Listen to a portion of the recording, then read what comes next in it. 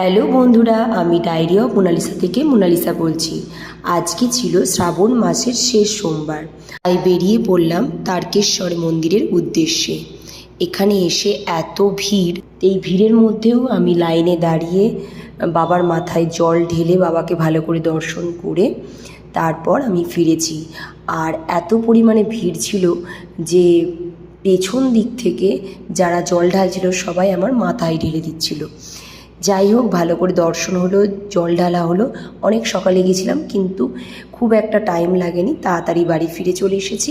প্রচণ্ড শরীর খারাপের মধ্যেও আমি গেছিলাম, কারণ শেষ সোমবার অনেক কষ্টে একটুখানি টাইম বের করে বাবার কাছে কিছু মনস্কামনা যেন পূর্ণ হয়, সেই জন্য। যাই হোক বন্ধুরা, আমার তো ভালো লাগলো। আর কারা কারা তোমরা এই শ্রাবণ মাসের সোমবার গিয়েছিলে তারকেশ্বর মন্দিরে অবশ্যই জানিও। আর ভিডিওটা ভালো লাগলে অবশ্যই ইউটিউব চ্যানেল থেকে যদি দেখে থাকো, like, comment, share and subscribe করতে ভুলো না। আর ফেসবুক থেকে যদি দেখে থাকো তাহলে পেজটাকে ফলো করে দিও।